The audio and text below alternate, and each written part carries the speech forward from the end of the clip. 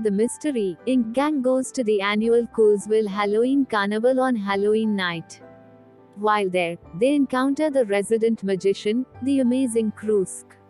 Y, voiced by Wayne Knight, who refuses to allow Scooby to see his show after an accident. In retaliation, he and Shaggy expose Kridsky as a fraud during one of his acts, causing his audience to walk out and Kridsky to swear revenge on the duo. The gang gets thrown out of the carnival and decide to go trick-or-treating instead. In his tent, Kridsky reveals his desire to become a real magician. A fairy princess Willow, voiced by Hayden Panettiere, enters Kridsky's tent and causes Kridsky to notice an entry about the Goblin scepter in a spellbook, which can be combined with fairy magic to control Halloween. Kridsky then gets an idea to obtain the scepter and rule the world with it. Willow decides to toy with him, but knocks herself out. Kridsky sees that she is a fairy and absorbs her magical powers, thus becoming a real magician. Meanwhile, Shaggy's and Scooby's last stop trick-or-treating is a spooky-looking house which claims to be a genuine magic shop. Once inside, a thunderstorm begins, frightening them. The proprietor of the magic shop, Mr. Gibbles, voiced by Wallace Shawn, reveals to the duo that magic really does exist and sings a song. Kridsky enters the shop chasing Willow, captures her, and then turns Gibbles into a rabbit and steals the magic equipment before leaving.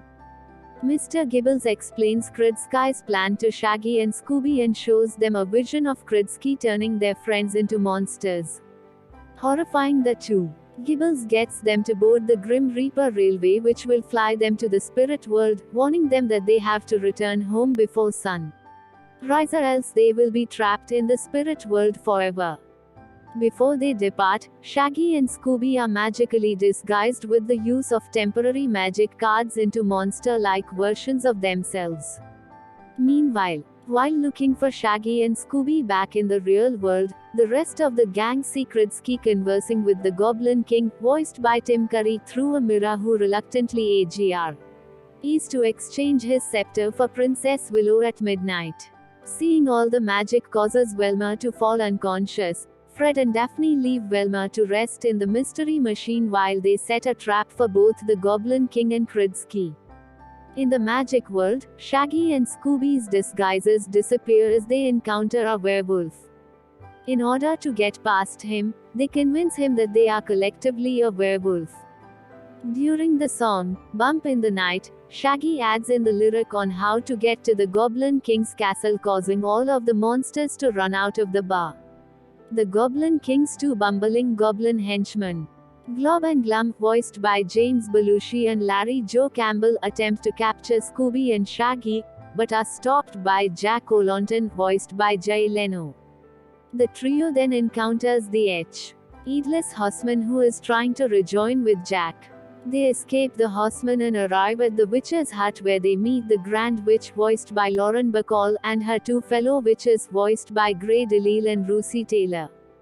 The witches send Shaggy and Scooby on a ride on their flying broomstick towards the Goblin King's castle, but they are shot down by Glob and Glum by a goblin cannon, crash landing in a small fairy village in a forest. Shaggy and Scooby find three fairies named Sparkplug, Honeybee and Tiddlywink, who help them to the Goblin King's castle entrance.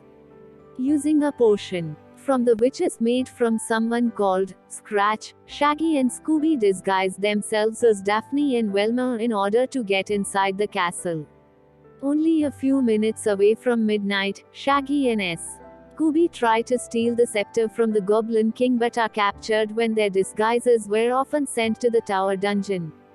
Back in the mortal world, Kridsky and the Goblin King are almost through with their trade when Fred and Daphne release a trap, only managing to catch the Goblin King.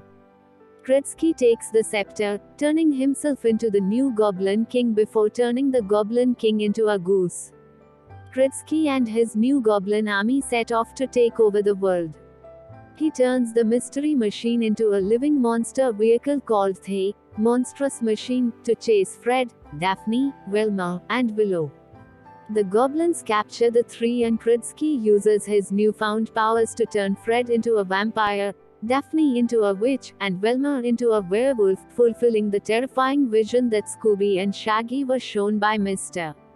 Gibbles earlier. At that moment, Scooby, Shaggy and Jack-o'-lantern arrive, having been saved from the dungeon before sunrise by the fairies and Broomy.